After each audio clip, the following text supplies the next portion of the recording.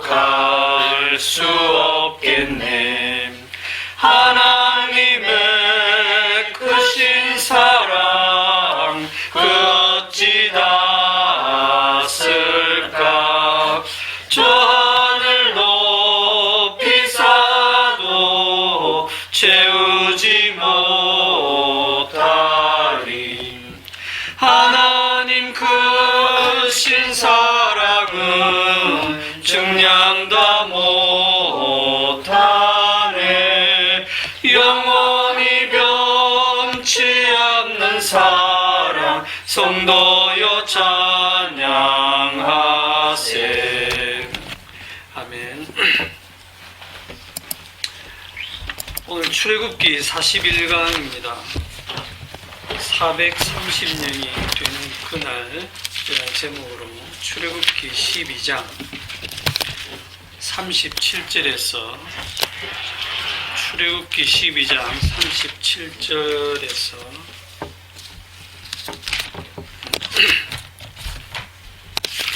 42절 말씀까지 교독을 하겠습니다.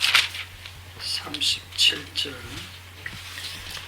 이스라엘 자손이 람셋을 떠나서 숫곳에 이르니 유아 외에 보행하는 장정이 60만 가량이요 수많은 자석과 양과 소와 심할 만한 가축이 그들과 함께 하였으며 그들이 애굽으로부터 가지고 나온 발교되지 못한 반죽으로 무교병을 구웠으니 이는 그들이 애굽에서 쫓겨남으로 지체할 수 없었음이며 아무 양식도 준비하지 못하였음이었더라. 이스라엘 자손이 애굽에 거주한 지 430년이라 430년이 끝나는 그 날에 여호와의 군대가 다 애굽 땅에서 나왔은즉 이 밤은 그들을 애굽 땅에서 인도하여 내심으로 말미암아 여호와 앞에 지킬 것이니 이는 여호와의 밤이라. 이스라엘 자손이 다 대대로 지킬 것이니라. 아멘. 오늘 제목이 430년이 끝나는 그날입니다. 제목이 좀 길죠. 오늘 간단하게 적었지만 41절에 보시면 430년이 끝나는 그 날에 이랬어요. 이 문장의 뉘앙스가 어떠냐면 만기가 다 돼가지고 적금 타는 날 정도. 애굽에 들어갈 때 몇 명이 들어갔습니까? 70명 들어갔죠. 70명 정도 한 가족입니다. 대가족. 이스라엘 가족이 애굽에 들어가서 나올 때 지금 몇 명이 됐다고 그래요? 37절에 보니까 유아 외에 보행하는 장정이 60만 가량이라. 우리나라 60대 60만 명.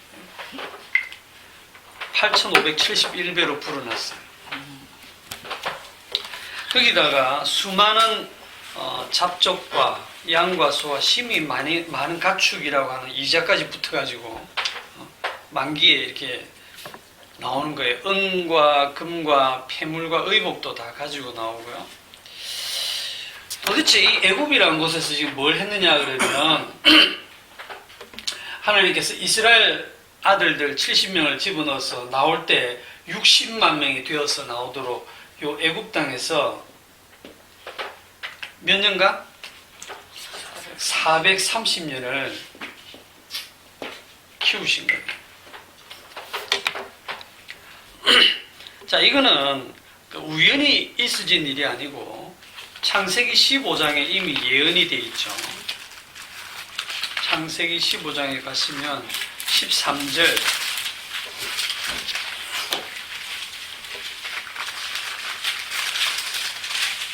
창세기 15장 13절 여호와께서 아브라함에게 이르시되 너는 반드시 알라 내 자손이 이방에서 객이 되어 그들을 섬기겠고 그들은 400년 동안 네 자손을 괴롭히리니 그들이 섬기는 나라를 내가 징벌할지며 그 후에 네 자손이 큰 재물을 이끌고 나오리라.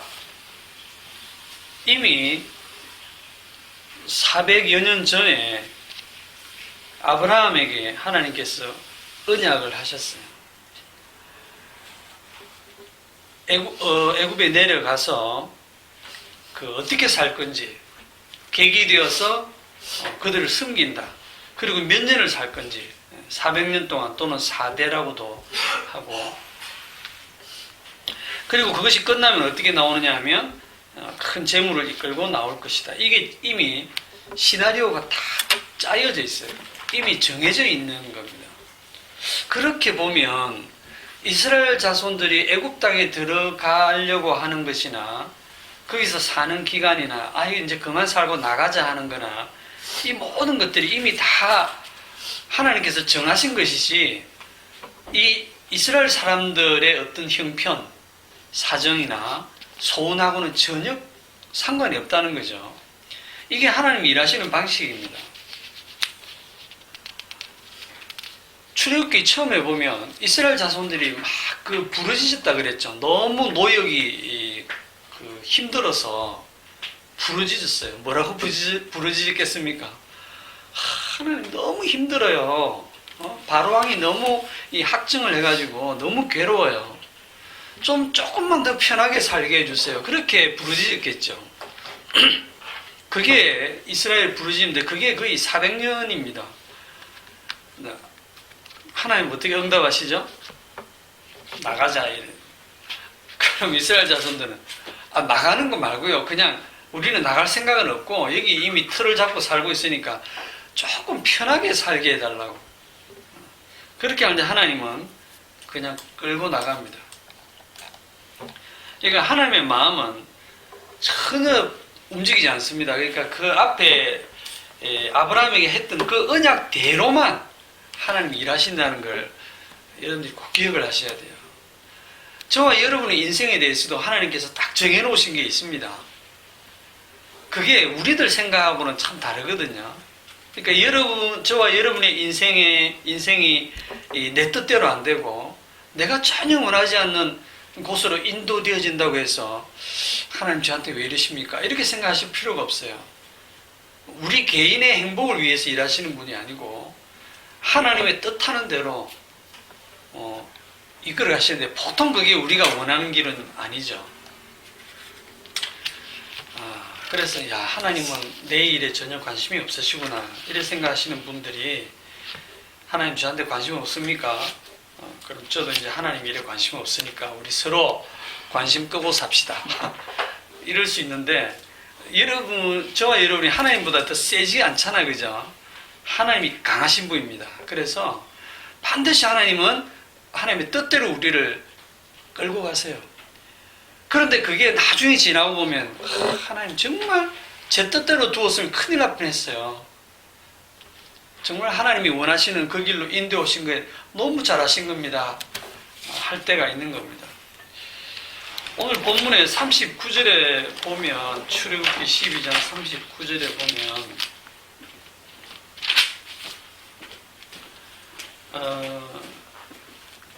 중간쪽에 보면 이는 그들이 애굽에서 쫓겨남으로 이래 됐어요. 쫓겨난다는 표현을 쓰고 있습니다. 분위기가 바로왕이 죽어도 못 보내. 절대 못 보내. 이건 내 노예야. 이랬는데 이제는 쫓아낸다는 거예요. 나가라. 제발 나가라. 달라는 대로 다 줄 테니까 금, 은 그래 가져가라. 의복도 가져가라. 그냥 너희들은 제발 좀 우리나라에서 나가라. 너희들 때문에 우리 다 죽게 생겼다. 이런 분위기로 완전히 바꾼 거예요. 이건 상상도 못했던 분위기거든요. 이게 하나님의 일하시는 겁니다. 자, 그러면 이제 우리 궁금한 것이 도대체 이스라엘 백성들이 무엇 때문에 애굽으로 들어갔다가 또 나올 때는 왜 이렇게 나와야 되는지, 왜 애굽에 꼭 들어갔다 나와야 되는지. 이게 이스라엘만 그런 게 아니고 우리 그 앞에 보면 아브라함도 애굽 땅에 들어갔다 나왔죠. 예수님도 애굽으로 갔다가 또 오셨거든요.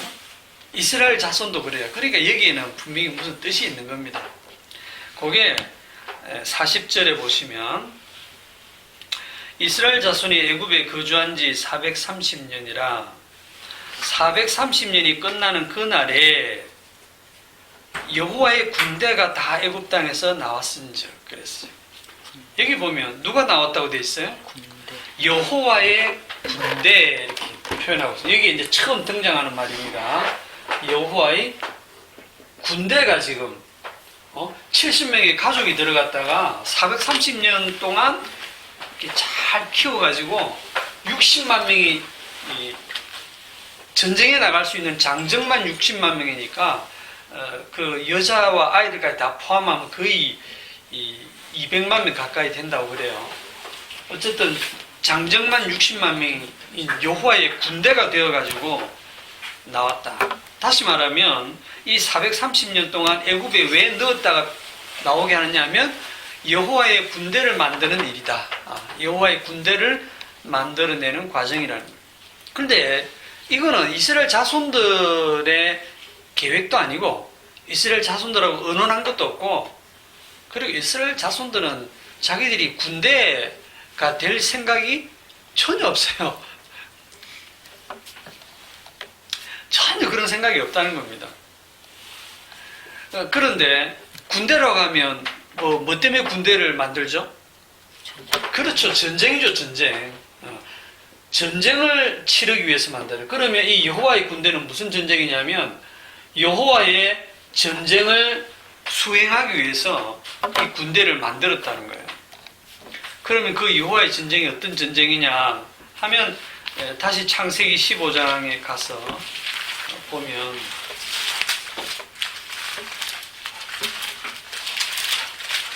아까 읽었던 그 14절 다음에 15절, 너는 장수하다가 평안히 조상에게로 돌아가 장사될 것이요.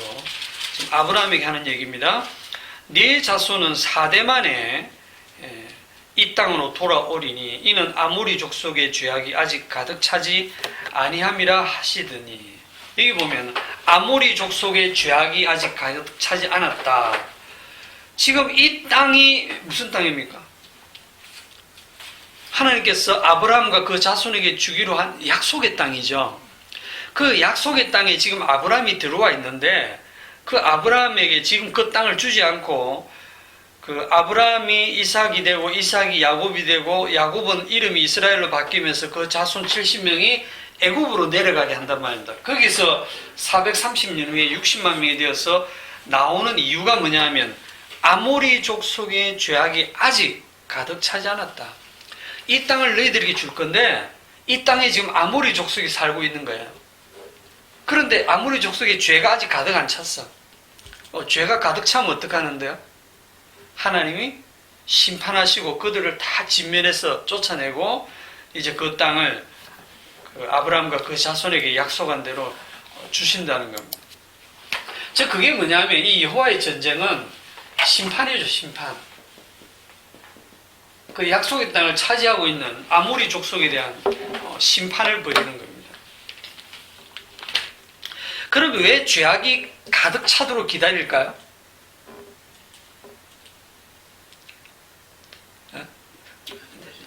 내 성질을 가득 뭐라고 해야 되나? 게이지를 그냥 야 이제 이거 딱 참으면 이제 더 이상은 못 참아.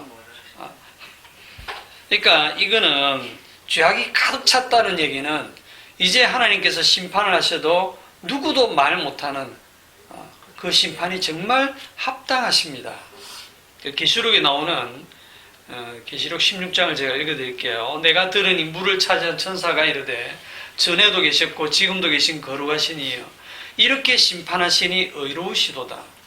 그들이 성도들과 선지자들의 피를 흘렸으므로 그들에게 피를 마시게 하신 것이 합당하니이다 하더라. 또 내가 들으니 제단이 말하기를 그러하다 주 하나님 곧 전능하시니여 심판하시는 것이 참되시고 의로우시도다 하고 천사와 제단과 모든 피조물들이 하나님 잘하십니다 하고 박수 칠 정도로 당연하다고 하는. 자, 우리가 성경에서 아는 그 심판 중에 아주 큰 심판이 노아 홍수 심판이죠. 노아 홍수 심판 때는 그 심판한 이유가 뭐냐 하면 창세기 6장에 한번 가보시면 창세기 6장 11절에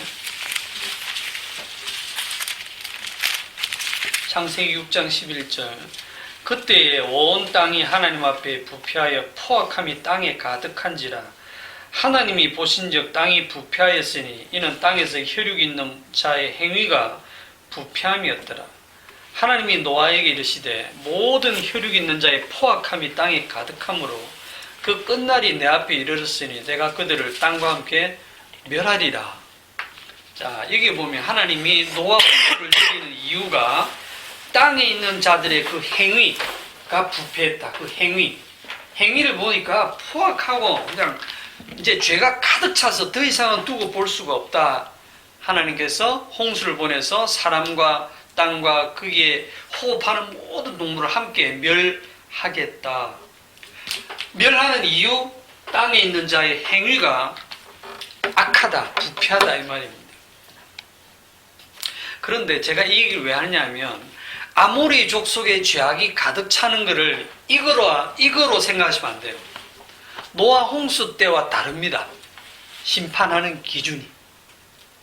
노아 홍수 때는 이 죄악이 이 행위가 부패한 그걸 근거로 심판하셨는데 아모리 족속의 죄가 가득 차는 것은 그 수준이 아니에요. 기준이 달라요. 창세기 8장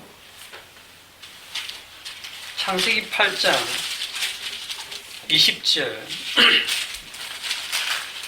홍수가 끝난 후에 노아가 여호와께 제단을 쌓고 모든 정결한 짐승과 모든 정결한 새 중에 제물을 취하여 번제로 제단에 드렸더니 여호와께서 그 향기를 받으시고 그 중심에 이르시되 내가 다시는 사람으로 말미암아 땅을 저주하지 아니하리니 이는 사람의 마음이 계획하는 바가 어려서부터 악함이라.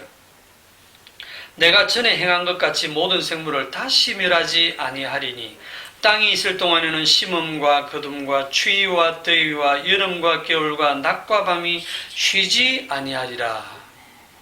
여기 보면 하나님이 무지개 언약이라는 약속을 하세요. 무슨 약속을 하시냐면 내가 다시는 홍수 심판과 같은 심판을 안 하겠다.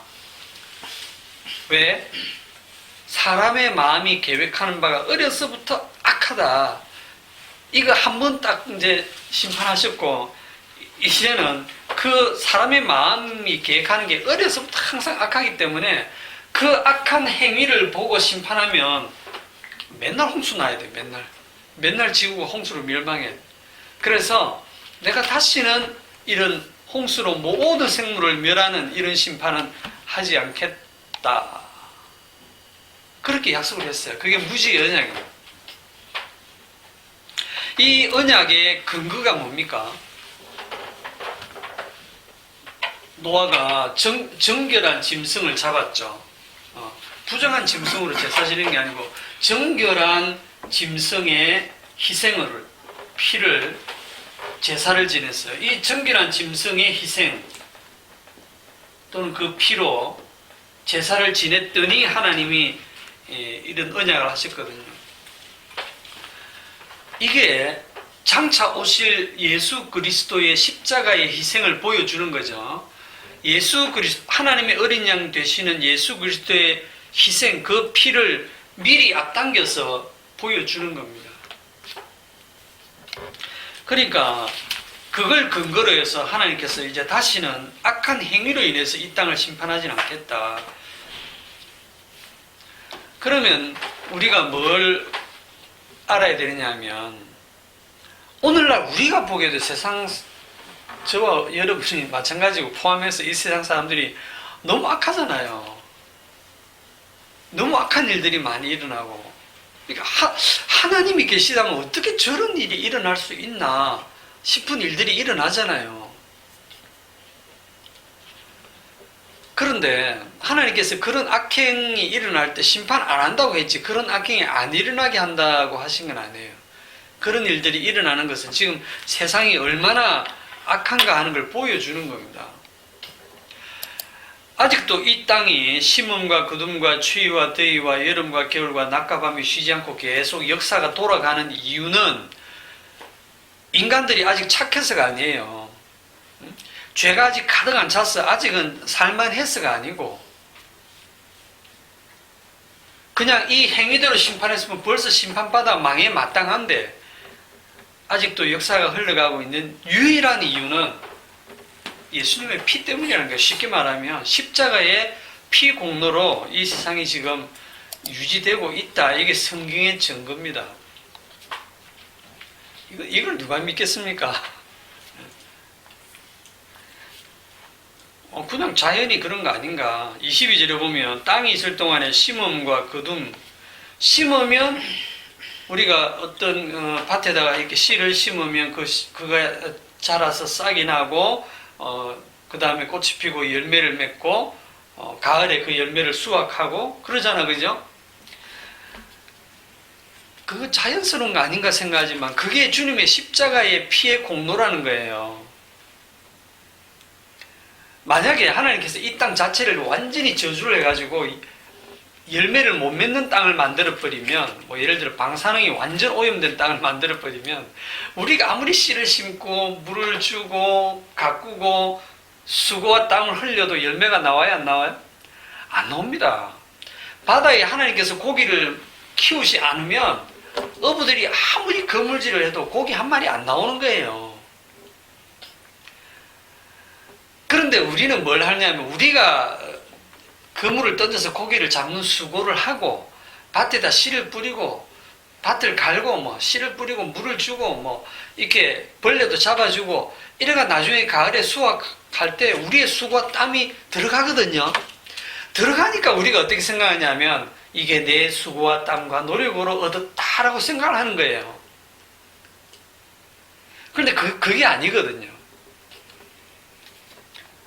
그거를 다 헛수고로 만들 수 있는데 주님이 그 열매를 먹을 수 있도록 하나님이 허락을 해주시기 때문에 그게 은혜인 겁니다. 은혜.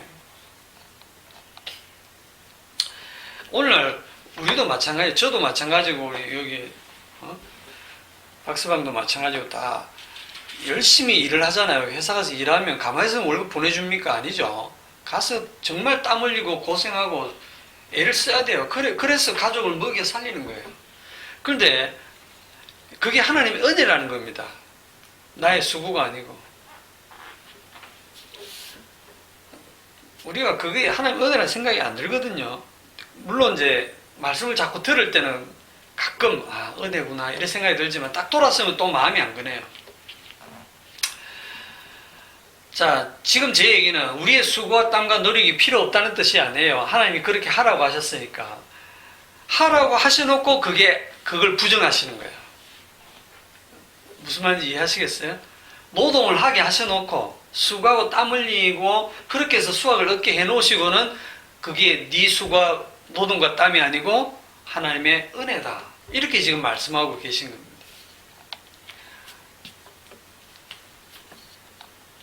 자, 노아 홍수 이후에는 하나님의 은혜가 내려지고 있는 상태예요. 그럼 이런 상태에서 새로운 심판 기준이 뭘까요? 다시 오늘 본문으로 돌아와서 창세기 아까 15장에 아모리 족속의 죄악이 아직 가득 차지 않았다.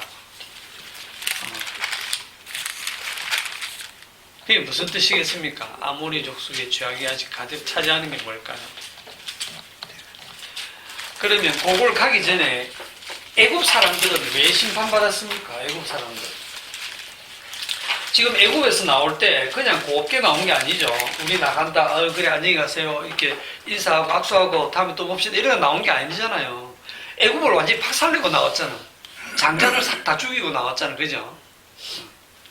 애굽 나올 때 애굽을 완전히 10가지 재앙으로 심판을 내렸습니다. 애굽을 심판한 근거는 뭡니까?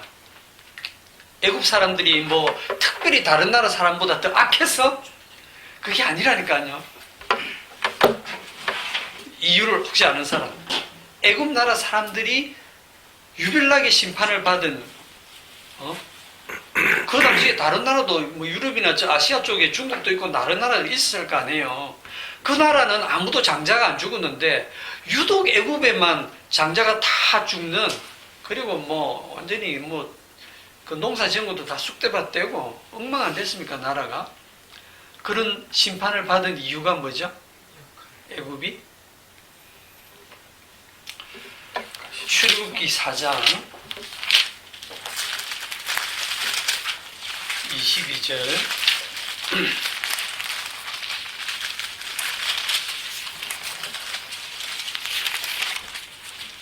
다 같이 한번 읽어보세요. 시작. 너희는 바로의 이르기를 여호와의 말씀에 이스라엘은 내 아들 내 장자라. 네, 다들 식사를 안 하신다. 너는 바로에게 이르기를 여호와의 말씀에 이스라엘은 내 아들 내 장자라. 내가 네게 이르기를 내 아들을 보내주어 나를 섬기게 하라 해도 네가 보내주기를 거절하니 내가 네 아들 네 장자를 죽이리라 하셨다 하라 하십니다. 여기 심판의 근거입니다. 네? 이스라엘은 내 아들 내 장자다 내 나라 안 보내주니 그럼 내가 네 아들을 죽이겠다 이거예요. 그럼 이게 좀 잘 이해가 안 가시겠지만 그 제일 처음에 아브라함을 부를 때 어떻게 불렀습니까? 아브라함을 부를 때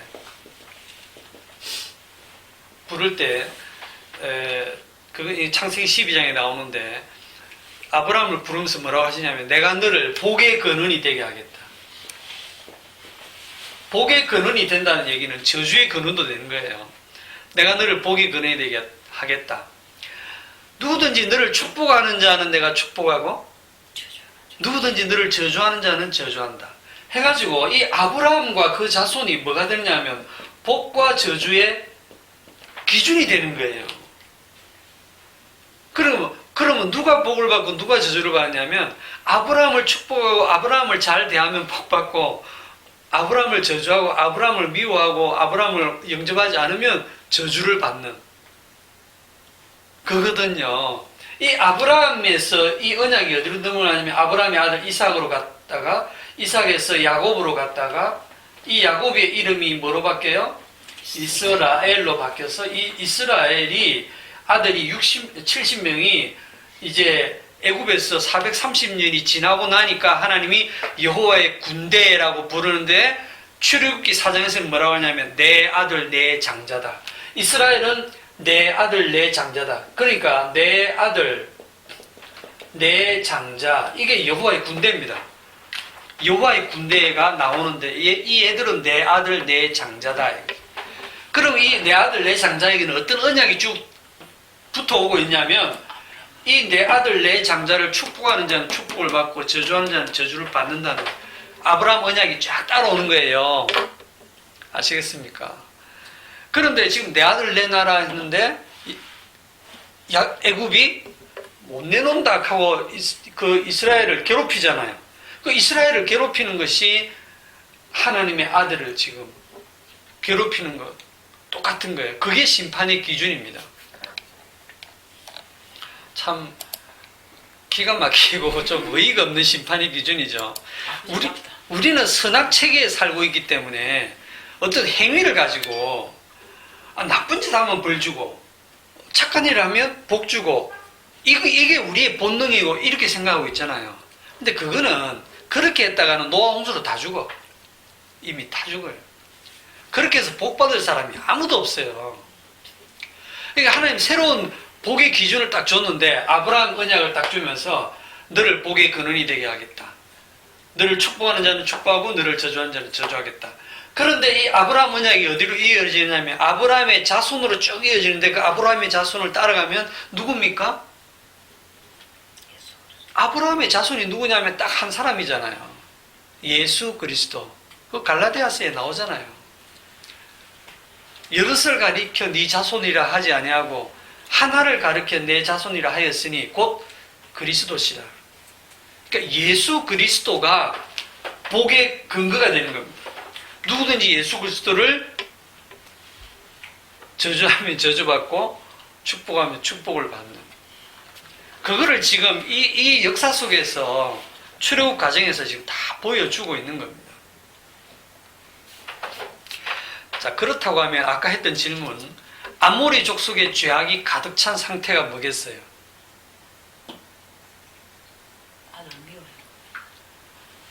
이 죄악이 가득 찬 상태라는 걸 다르게 표현하면 심판받을 상태죠. 자, 심판받을 상태가 뭐라 그랬어요?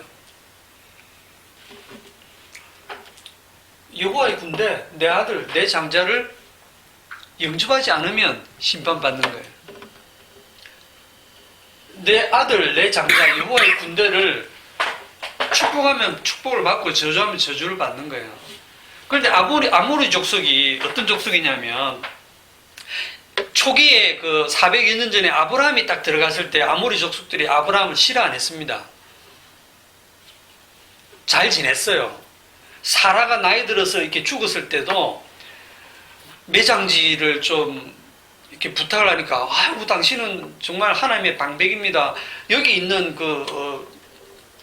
밭에 어느 밭이든지 원하는 대로 그냥 매장지로 쓰세요 하고 아주 호의적으로 대했잖아요, 아브라함을. 그러니까 그들을 심판할 근거가 없는 겁니다. 그때는 그 아모리 족속이나 헷 족속의 죄악이 아직 가득 차지 않는 거예요. 그들이 왜 아브라함을 잘 대했을까요? 아브라함이 아직 약하거든요. 그냥 작은 한 부족 정도, 가족 정도니까 자기 땅에 들어와 살아도 별 신경 안 썼어요. 그런데 그들이 애굽 땅으로 내려갔을 때도 애굽 사람들이 환영했죠. 왜냐하면 요셉 때문에 어서 오세요 하고 환영했잖아요. 그때 이 애굽 심판 안 받았습니다. 나중에 얘들이 생육하고 번성하여 준다 해가지고 큰 민족을 이루니까 이제 애굽에서도 이놈들 가만 놔두면 안 되겠다 하고 그때부터 괴롭히기 시작하잖아요, 이스라엘 백성들을. 그때부터 이 애굽의 죄악이 점점점 가득 차서 나중에 심판받는 상황까지 오게 되고, 거기서 나온 60만 명이 가나안 땅으로 딱 돌아가니까 어떻게 됩니까? 환영해요? 아니면 대적을 합니까? 대적을 하죠. 그런데 우리도 생각 당연하잖아. 아니, 이미 우리가 원주민으로 살고 있는 땅에 저 외국에서 60만 명이 들어오면서 비켜라, 이거 우리 땅이다 이러면, 아, 예, 어서 오십시오 하고 비켜줄 사람이 어디 있어요? 싸우지. 예? 그 싸운다는 이유로 이제 심판을 하시는 거예요. 그거를 이제 보겠습니다. 여호수아. 모세가 죽고 난 다음에 이제 여호수아가 이스라엘 백성들을 데리고 가나안 땅에 들어가거든요. 그 과정을 이제 여호수아가 가나안 땅에 들어간 다음에 이스라엘 지파들을 다 세겜 땅에 모아놓고 하는 설교 중에, 자, 여호수아서 24장, 구약성경 357조, 여호수아서 24장 1절. 여호수아가 이스라엘 모든 지파를 세겜에 모으고 이스라엘 장로들과 그들의 수령들과 재판장들과 관리들을 부르매 그들이 하나님 앞에 나왔은지라. 여호수아가 모든 백성에게 이르되, 이스라엘 하나님 여호와께서 이같이 말씀하시기를, 옛적에 너희의 조상들 곧 아브라함의 아버지 나홀의 아버지 데라가 강 저쪽에 거주하여 다른 신들을 섬겼으나 내가 너희의 조상 아브라함을 강 저쪽에서 이끌어내어 가나안 온 땅에 두루 행하게 하였고 그의 씨를 번성하게 하려고 그에게 이삭을 주었으며 이삭에게는 야곱과 에스를 주었고 에스에게는 세일산을 소유로 주었으나 야곱과 그의 자손들은 애굽으로 내려갔으므로. 자, 애굽으로 내려갔으므로. 왜 내려갔습니까? 애굽으로 내려간 이유, 기근이 들어서, 가나안 땅에 흉년이 들어서. 그렇죠? 쉽게 말하면 먹고 살라고 내려간 거죠. 이렇게 선교의 비전을 가지고 내려갔다든지 무슨 사명감을 가지고 내려간 게 아니에요. 그 옛날 아브라함이 애굽 땅에 내려갈 때도 어땠습니까? 약속의 땅 가나안 땅에 왔는데, 하나님 약속한 땅에 왔는데 기근이 온 거예요. 흉년이 들은 거예요. 먹고 살 게 없는 거예요. 그래서 할 수 없이 식구들을 데리고 이방 땅인 이집트로 내려간 거예요. 애굽으로. 먹고 살기 위해서. 근데 내려갔는데 어떻게 됐어요? 그 당시 분위기는요, 부인이 이쁘면 그 마누라를 빼앗아가고 남편은 죽이고 뭐 이런 분위기였나 봐요. 그러니까 이 아브라함이 걱정이 된 거예요. 야, 이거 우리 마누라 사라가 너무 이뻐서 미스 가나안 정도 되는데 이 애굽 땅에 내려갔다가는 애굽 왕이 나를 죽이고 내 부인을 뺏어갈 수 있겠다. 그래서 여보, 어디 가서 누가 묻더라도 절대로 내 마누라를 하지 말고 내 누이 동생이라 하시오. 그렇게 해서 바로 왕이 그 사라를 데리고 가잖아요. 마누라 빼앗긴 거예요. 빼앗겼는데 대신에 이제 오빠라고 하니까 은과 금과 뭐 가축과 많은 보물을 아브라함에게 줬죠. 그러니까 마누라 팔아먹고 자기는 부자가 된 거예요. 그런데 어떻게 됩니까? 하나님께서 누구를 심판해요? 바로왕에게 나타나가지고 바로를 완전 반 죽여버리죠. 그러니까 바로가 불불불 떨면서 네가 왜 내한테 거짓말했냐? 이 보니까 네 마누라네, 데리고 나가라, 빨리 나가라고 쫓아내죠. 그래서 아브라함이 자기 부인 사라를 데리고 또 얻었던 많은 은금과 가축들을 데리고 부자가 돼가지고 이집트를 나오잖아요. 그 출애굽하잖아. 여러분, 속인 거는 아브라함입니다. 속은 사람은, 억울한 사람은 지금 바로왕이에요. 자, 누가 속이고 누가 속았느냐가 이 심판 기준이 아닙니다. 누가 옳고 누가 그러냐, 이렇게 선악 기준으로 따져가지고 아브라함 네 거짓말하고 그러면 안 되지 하고 하나님이 아브라함을 벌 준 게 아니에요. 완전히 속고 억울하게 당한 바로왕을 하나님이 벌을 준 겁니다. 그 벌 준 이유? 아브라함 언약이죠. 아브라함 언약이죠. 딱 이겁니다. 이건 몰라서 지금 바로왕은 시급한 겁니다. 아브라함을 복의 근원으로 세워서 너를 축복하는 자를 내가 축복하고 너를 저주하는 자를 내가 저주한다. 바로왕은 사람 잘못 건드린 거예요. 그냥 동네 양아치가 마동석이를 잘 못 알아보고 잘못 건드리라고 쭉 터지듯이 사람을 잘못 건드린 거예요. 하나님이 언약한 그 사람을 건드린 거야. 그러니까 바로왕이 당한 겁니다. 그런데 이 이스라엘 백성들이 이제는 집단으로 이집트에 내려간 거죠. 처음에는 아주 약한 족속이었는데 그래서 이제 애국 사람들이 무시했겠죠. 나중에 그 뒷부분을 봅시다. 어디까지 읽었죠? 내려갔으므로 5절에 내가 모세와 아론을 보내었고 또 애굽에 재앙을 내렸나니 곧 내가 그들 가운데 행한 것과 같고 그 후에 너희들을 인도하여 내었노라. 자, 인도해 내가지고 내가 너희의 조상들을 애굽에서 인도하여 내어 바다에 이르게 한즉. 야, 이것도 진짜 하나님 웃겨요. 인도에 내가지고 바로 가나안 땅으로 가면 되는데 방향을 틀어가지고 저기 바닷가로 갑니다. 막다른 길로 가는 거예요. 앞에는 바다, 양옆으로 산이고 어디로 피할 데도 없는 그곳으로 딱 막다른 골목으로 가는 거예요. 그때 애굽 사람들이 병거와 마병을 거느리고 너희의 조상들을 홍해까지 쫓아오므로 너희의 조상들이 나 여호와께 부르짖기로 내가 너희와 애굽 사람들 사이에 흑암을 두고 바다를 이끌어 그들을 덮었나니 내가 애굽에서 행한 일을 너희가 보았으며 또 너희가 많은 날을 광야에 거주하였느니라. 자, 지금 애굽에서 장자들이 다 죽고 그때 너무 이 사람들이 충격을 받아서 이스라엘 자손들 보고 나가라 하고 쫓아내놓고 보니까 너무 억울한 거예요. 야, 우리가 정신이 나갔다 이거. 우리 아들 자식들까지 다 죽었는데 저놈들을 곱게 보냈다. 그것도 그냥 은근 폐물까지 다 주워서 보냈다. 이 억울해서 살 수가 없다. 따라가서 다 죽여버리자. 이래갖고 막 마차를 거느리고 정예 병들이 이스라엘을 추격한 겁니다. 그런데 그 이스라엘은 멀리 도망도 못 가고 지금 바닷가에 모여 있는 거예요. 여러분, 여호와의 군대라고 하지만 이들은 지금 군사훈련 하나도 안 받는 그냥 민간인들입니다. 오합지졸이고 그냥 수많은 잡족들이 섞여 있고 아이들도 있고 노인들도 있고 그냥 지금 그냥 와 있는 거예요. 그런데 그 뒤에 애굽에 정예 부대가 지금 추격해 오는 겁니다. 누가 봐도 이거는 이제 몰살을 당하게 생겼어요. 애국 군대가 지금 얼마나 화가 나 있겠습니까? 자기 아들들이 다 죽었는데, 장자가 죽었는데. 근데 쫓아왔거든요.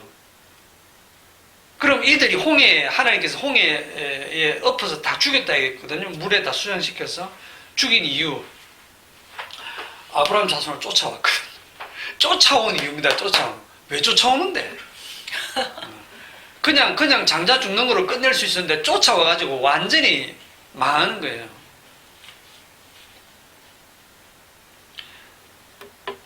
(8절에) 내가 또 너희를 인도하여 요단 저쪽에 거주하는 아모리 족속의 땅으로 들어가게 하매.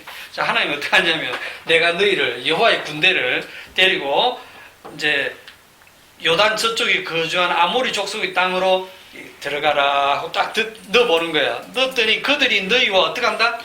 싸우기로. 요겁니다, 요거. 내 아들을 딱 넣어보니까 내 아들과 싸워. 이스라엘 자손들에게 대들어. 그럼 바로 이 언약대로 하나님께서 그들을 심판하시는 거예요. 아무리 족속들이 뭐 다른 족속보다 더 죄가 많아서 그런 거 아닙니다. 잘못 걸린 거예요, 지금.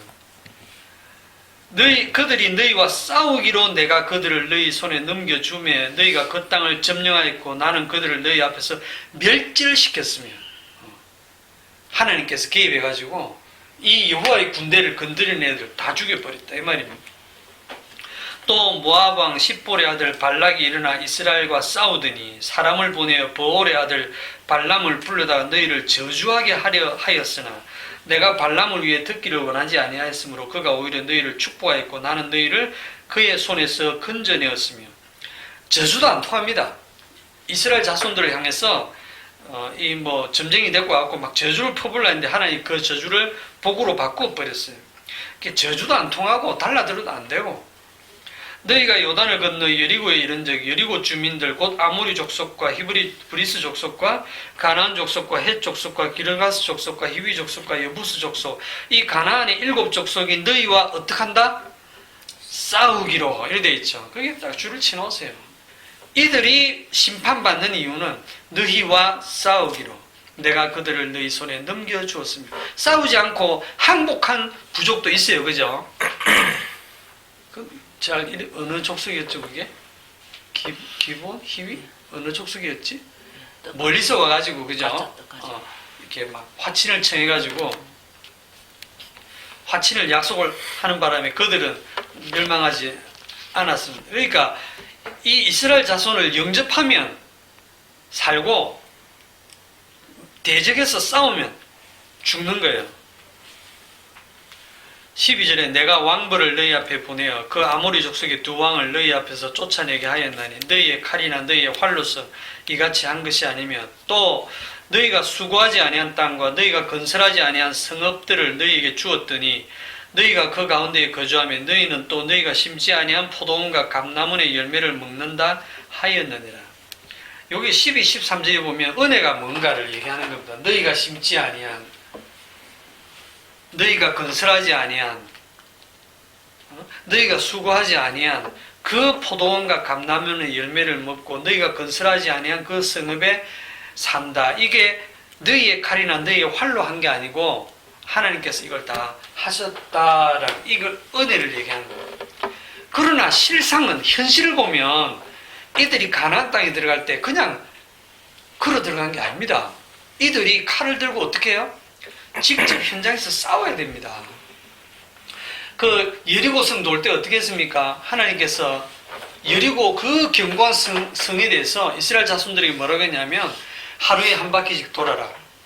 아무 소리 하지 말고 한 바퀴 돌고 2바퀴 돌고 7일 동안 그렇게 해라.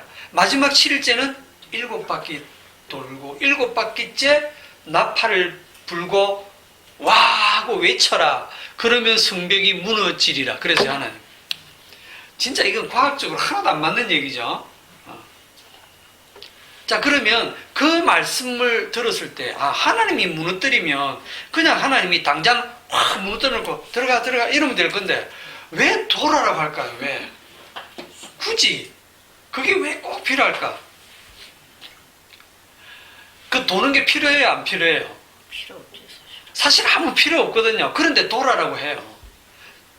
7일 동안 돌고 7일째는 7바퀴 돌고.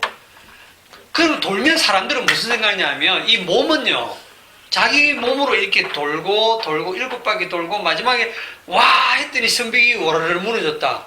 그럼 무슨 생각이냐면 하나님이 무너뜨리긴 하지만 우리도 좀 했다. 이게 반드시 나오게 돼 있어요. 네?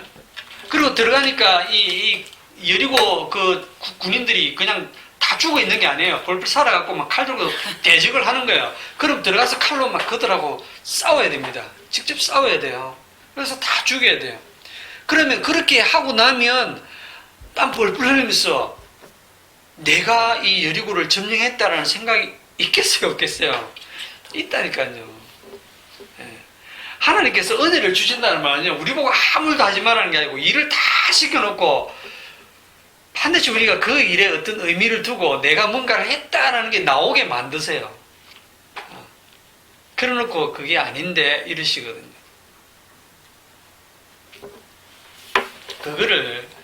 그거를 잘 아셔야 돼요. 자, 새로운 심판 기준이 정리해 봅시다. 새로운 심판 기준이 뭐다? 아브라함 언약, 아브라함의 언약에 그 아브라함의 자손, 아브라함 자손이 이스라엘이고 이스라엘이 여호와의 군대고 여호와의 군대가 내 아들이고 내 아들, 하나님의 아들, 내 아들 내 장자다.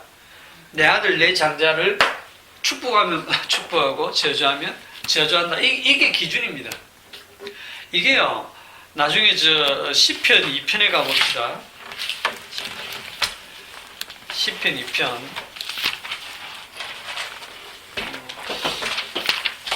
집사님, 저는 그 심판 기준이 마음에 안 드는데요. 해도 소용이 없어요. 여러분 마음에 들고 안 들고 하고는 아무 관계 없어요. 성경은 그렇게 말씀하고 있습니다.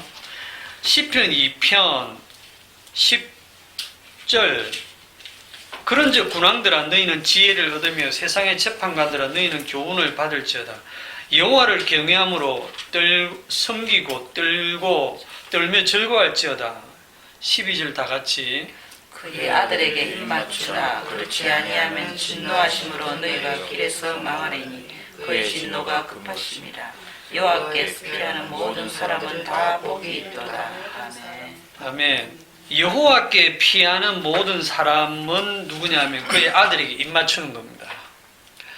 이 입 맞춘다는 거는요, 영접하는 겁니다. 인사하는 거예요. 아, 어서 오십시오 하고 이렇게 이 유대인들이 인사할 때 입 맞추고 하잖아요, 볼에. 그의 아들에게 입 맞추라. 즉 그의 아들을 영접하라. 그렇지 아니하면 진노하심으로. 여기에 심판 기준에 너희들이 행위를 똑바로 해라 이게 있어요, 없어요? 없습니다. 그런 건 그건 노항수 때 끝난 거예요.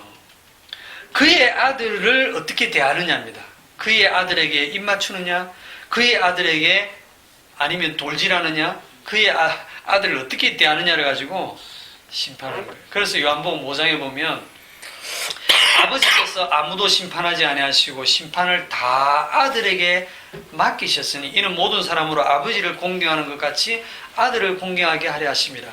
아들을 공경하지 아니하는 자는 그를 보내신 아버지를 공경하지 아니하느니라. 아들이 심판의 기준이고 아들이 심판주입니다.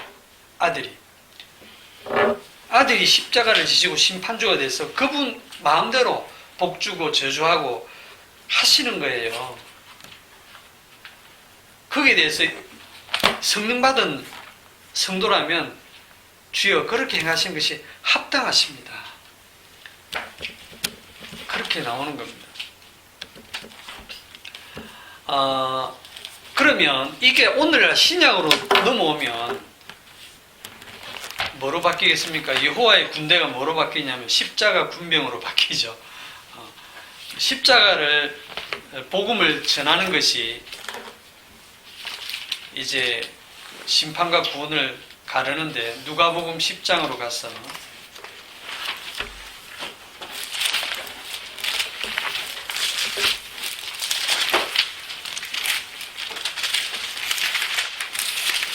자, 누가복음 10장 다 읽으면 좋겠지만 제가 탁탁 줄여서 읽겠습니다.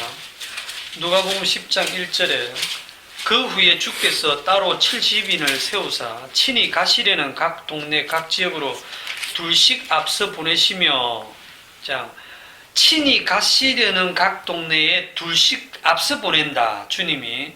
그러면 이 앞서가는 두 명은 누가 가는 겁니까? 주님이 친히 가는 것과 같죠? 그렇죠? 주님이 보내시는 거니까. 왕이 보낸 사람을 예를 들어서 해꾸지를 하면 그거는 왕의 권위에 도전하는 거 맞죠? 그렇잖아요. 왕이 보낸 사람이 못생겼다. 그래서 내가 거절했다. 그건 안 되는 거예요. 왕이 보낸 사자는 그 사람이 잘생기고 못생기고 그 사람의 인격이고 이런 거 보면 안 됩니다. 왕이 보냈다는 그 이유로 그 사람이 전하는 왕의 말씀을 들어야 돼요. 안 그러면 왕의 진노를 사게 되어 있습니다. 그래서 이 주님께서 친히 가시려는 그곳에 먼저 둘씩 보내가지고 복음을 전하게 했습니다. 그랬더니 어디에 있냐면 8절에 어느 동네에 들어가든지 너희를 영접하거든 너희 앞에 차려놓은 것을 먹고 거기 있는 병자들을 고치고 또 말하기를 하나님의 나라가 너희에게 가까이 왔다 하라. 10절 어느 동네에 들어가든지 너희를 영접하지 아니하거든. 자, 영접하는 것과 안 하는 게 딱 갈라지죠. 그 거리로 나와서 말하되 너희 동네에서 우리 발에 묻은 먼지도 너희에게 떨어버리노라. 그러나 하나님의 나라가 가까이 온 줄을 알라. 내가 너희에게 말하노니 그날에 소돔이 그 동네보다 견디기 쉬우리라. 자, 이들을 영접하지 않은 동네는 하나님의 심판이 임한다는 얘기를 지금 하는 거죠. 16절에 보시면 너희 말을 듣는 자는 곧 내 말을 듣는 것이요 너희 말을 저버리는 자는 곧 나를 저버리는 것이요 나를 저버리는 자는 나 보내신 이를 저버리는 것이라 하시니라. 오늘날 복음을 이렇게 전하면 복음을 우리 들을 때 복음 전하는 사람이 잘난 거 없어요. 그 사람 인격이 안 좋을 수도 있어요. 그 사람이 못생겼을 수도 있고 내 마음에 안 들 수도 있어요. 그런데 그 사람이 주님이 보내셔가지고 복음의 말씀을 전했을 때 아멘하고 받느냐 안 받느냐 그걸 가지고 주님이 심판하시겠다는 겁니다. 제 말 잘 들은 얘기가 아닙니다. 그런데 성령 받은 사도의 말을 무시하고 저버리는 것이 바로 그를 보낸 주님을 저버리는 것이다. 자, 그러면 조금 더 구체적으로 들어가서 이 여호와의 군대가 싸워야 될 그런 상대가 도대체 누구냐 하면 갈라디아서 3장으로 갑시다. 430년입니다. 비밀이 갈라디아서 3장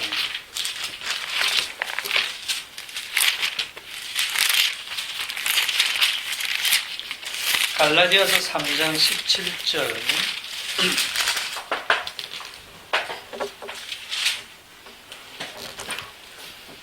17절 내가 이것을 말하노니 하나님께서 미리 정하신 언약을 430년 후에 생긴 율법이 폐기하지 못하고 그 약속을 헛되게 하지 못하느니라. 자, 여기 보면 구약에서는 여호와의 그 대적이 누구냐면 눈에 보이는 뭐 아모리 족속, 그 가나안 7족속, 뭐 애굽 사람 이렇게 나오지만 이게 이제 신약으로 넘어오면 조금 더 이제 추상적이 된다고 해야 될까요? 여기 보면 430년이 나옵니다. 내가 이것을 말하니 하나님께서 미리 정하신 언약. 미리 정하신 언약이 뭡니까? 아브라함에게 주셨던 그 언약. 아브라함에게 주셨던 그 언약. 복의 근원, 복과 저주를 의 근원이 뭐냐면 아브라함과 그 자손, 즉 예수 그리스도를 축복하는 자는 축복받고 저주하는 자는 저주받고, 쉽게 말하면 예수 믿으면 구원받고 예수 안 믿으면 저주받고, 그 얘기입니다. 그게 복과 저주의 근거예요. 그러면 창세기 15장에서 아브라함이 하나님을 믿으니 하나님이 그를 의롭다 하셨거든요. 그러면 믿음으로 의롭다, 믿음으로 의롭다 라고 인정을 받는 그게 있었는데 430년 후에 뭐가 생기냐니까, 430년 후에 이스라엘 백성들을 광야로 데리고 나가서 약속 장소인 시내산에서 만나가지고 모세를 통해서 하나님이 뭐를 주시냐니까 율법이라는 걸 딱 주세요. 10계명. 율법을 딱 주니까 이 율법을 왜 주셨냐는 거지. 율법을 주니까 이 율법에는 보면 뭐뭐를 하라, 뭐뭐를 하지 마라 이래 돼 있죠. 하라 하지 말라로 다 돼 있어요. 즉 이 하라 하지 말라는 건 전부 행위를 유발합니다. 이거는 해라. 내 부모를 공경해라. 살인하지 말라. 뭐를 하지 마라. 뭐를 해라. 막 이렇게 하나님께서 율법으로 말씀을 쫙 하시잖아요. 그러면 이 율법을 딱 주시면 사람들이 어떠냐면 그 모세를 통해서 율법을 다 주셨을 때 이스라엘 사람들의 반응이 뭐였어요? 지키자. 저는 못 지키겠어요. 이런 사람 아무도 없어요. 모든 백성이 일제히 소리 질러 가로되 우리가 다 지키겠나이다. 다 지키겠다고 대답을 했어요. 하나님 율법 주신 이유 지키라고 주셨을까요? 그런데 구약성경에 보면 지키라고 주신 것 같아. 이걸 지키라. 안 지키면 죽는다. 심판한다. 벌 준다. 그런 말씀이 있거든요. 그러니까 이 말씀을 받고 이스라엘 사람들은 다 지키겠습니다. 그런데 이상하지 않습니까? 왜 아브라함을 통해서 믿음으로 의롭다 함을 얻는 언약을 주셔놓고 430년 후에 율법을 지켜서 의롭게 되어라. 행위를 똑바로 해가지고 의를 얻으라. 이런 식의 말씀을 왜 주셨느냐는 거죠. 이게 진짜 중요하거든요. 성경 전체에서. 이걸 주신 이유가 뭐냐면 언약으로 또는 믿음으로 그러니까 이 언약을 다른 말로 하면 약속이죠. 이 약속에 의해서 의롭다함을 받는 이 약속이 무엇이냐를 설명하기 위해서 그 후에 약속이 아닌 걸 하나님이 슬쩍 끼워 넣은 겁니다. 슬쩍 끼워 넣었는데 이게 율법이에요. 약속 아닌 거를 슬쩍 넣은 겁니다. 그랬더니 사람들이 우리는 하나님의 약속만 믿겠습니다가 아니고 뭐로 가느냐 하면 율법이 좋습니다. 하고 율법을 지키겠습니다라고 덤벼드는 거예요. 그게 뭐가 나쁘냐 하면 인간이 지금 인간의 죄가 인간이 선악과를 먹고 난 다음에 모든 걸 선악 판단을 자기가 해요. 요거는 선한 거, 요거는 나쁜 거. 그걸 전부 행위로서 판단을 해요. 요런 행위는 선한 행위, 요런 행위는 악한 행위하고 자기가 심판을 다 해요. 자기가 심판주의 자리에 있습니다. 요게 죄입니다. 그 죄를 딱 하나님께서 드러내기 위해서 율법을 딱 던져주니까 그 율법을 받아가지고 제가 요거를 요 말씀대로 제가 지키겠습니다 라고 딱 덤벼드는 거예요. 선악과 먹은 인간들은 약속이나 언약 이거는 너무 추상적이고 이해가 안 되고 믿음이 없으니까 율법은 쉽거든요. 그거 지키면 됩니까? 그럼 제가 지킬게요 하고 덤벼드는 거예요. 인간들이 본성에 딱 맞는 얘기예요. 그래서 지금 다 율법으로 돌아가 버렸어요. 그런데 갈라디아서 3장 17절에 보면 뭐라고 되어 있냐면 미리 정하신 언약을 430년 후에 생긴 율법이 폐기하지 못하고 그 약속을 헛되게 하지 못한다. 하나님이 하신 이 약속을 지금 누가 헛되게 하느냐면 율법이 헛되게 하려는 시도를 한다는 거예요. 사실은 율법이 아니고 율법을 지키려는 자들이 내가 율법을 지켜서 의롭게 되겠습니다라고 하는 그게 하나님의 언약을 무시하고 헛되게 만들려고 한다는 거예요. 18절 만일 그 유업이 율법에서 난 것이면 약속에서 난 것이 아니리라. 그러나 하나님이 약속으로 말미암아 아브라함에게 주신 것이라. 그런즉 율법은 무엇이냐? 범법함으로 더하여진 것이라. 율법이 뭐냐면 너희들의 범법, 그 죄를 드러내기 위해서 율법을 주셨다는 거야. 이 율법의 기능이 뭐냐면 죄를 깨닫게, 율법을 주면 죄를 깨닫게 하고 그 다음에 또 죄를 더하게, 죄를 더 짓게. 율법이 없을 때는 죄를 죄인 줄 몰랐는데 율법이 딱 오는 순간 탐내지 말라 하니까 탐심이 싹 생기는 거예요. 게임하지 말라 하니까 갑자기 게임을 또 하고 싶은 거예요. 뭘 하지 마라 그러면 하고 싶은 거예요. 하라 그러면 하기 싫은 거예요. 인간들은 본성이 죄를 깨닫게 하고 죄를 더하게 하고 죄를 심히 죄되게 하는 게 이 율법의 기능이에요. 이 율법을 그래서 율법을 행해가지고 그 행함으로 그 행위로 의롭게 될 육체가 있다 없다? 없단 말입니다. 행위로 의롭게 될 육체가 없단 말입니다. 그런데 사람들은 하나님의 언약은 다 잊어버리고 전부 율법으로 다 돌아간 거예요. 이게 하나님의 원수입니다. 오늘날도 마찬가지예요. 신약 성경으로 딱 넘어오자마자 사도 바울의 서신서 같은 것도 보면 앞부분이 전부 무슨 얘기합니까? 십자가 복음 얘기 막 해요. 너희들은 십자가에서 그리스도와 함께 죽었고 함께 장사 지내고 함께 부활했고 너희는 의롭게 되었고 믿음으로 의롭게 되었고 막 그 얘기 하잖아요. 십자가의 복음을 쫙 얘기해놓고 뒤에 딱 가면 뭐가 나오냐면 그러므로 너희는 서로 사랑하라. 상전에게 순종하라. 위의 것을 찾으라. 땅의 지체를 죽이라. 성령을 따라 행하라. 거짓말을 하지 말라. 뭐 옛사람을 벗어버리고 새사람을 입으라. 막 뭐를 해라 하지 마라 하라 하지 마라 또 쫙 나오죠. 그러면 사람들은 딱 본능이 앞에 십자가를 다 날아가 버리고 뒤에 있는 하라 하지 마라에 또 다 꽂혀요. 아, 이건 해야지, 이건 안 해야지.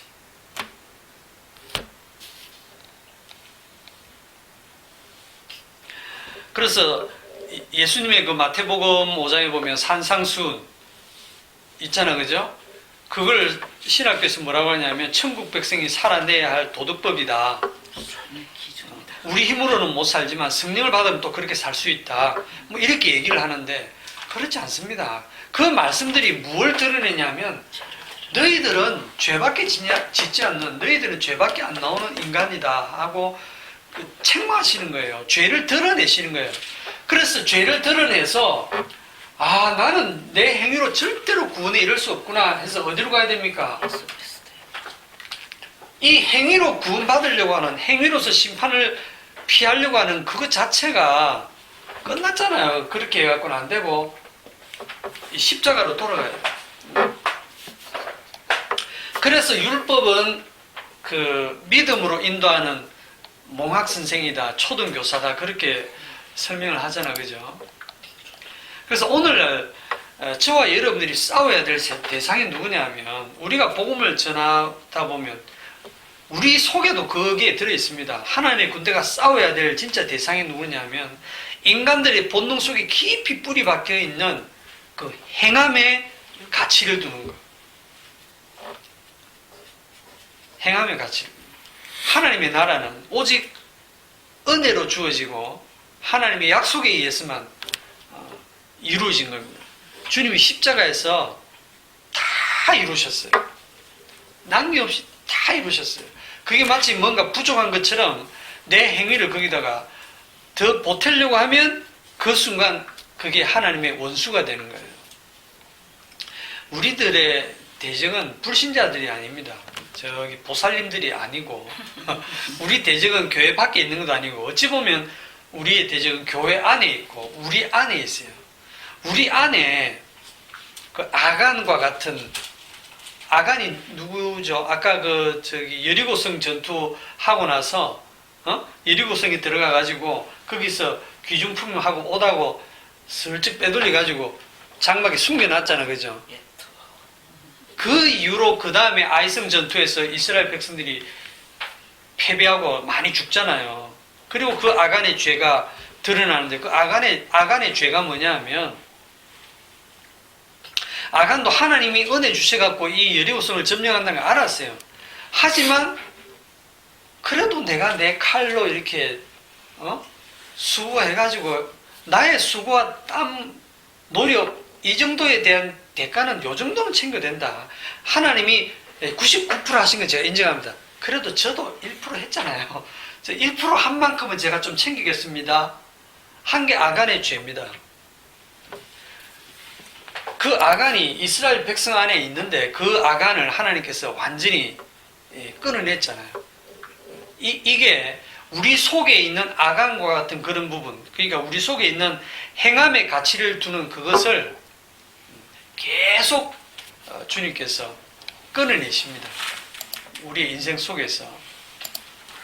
그래서 우리가 평생 우리가 이 육체를 입고 살아가는 동안 쉴 새 없이 우리 육체의 본능에 따라서 늘 우리가 뭐를 하면 우리의 행함의 가치가 계속 나오게 돼요.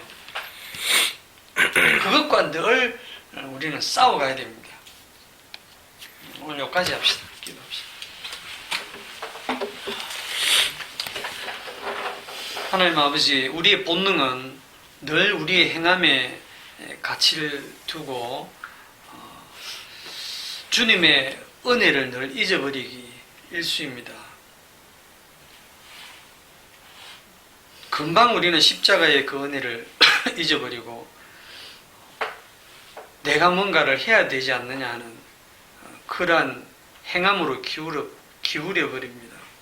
주님, 내게서 나오는 어떠한 선하게 보이는 것이라도 다 죄악된 것임을 성령이 책망하시는 그 책망을 듣게 하시고 우리의 남은 생을 주님의 십자가만을 더 자랑하는 그런 삶으로 인도해 주옵소서. 예수님의 이름으로 기도합니다. 네.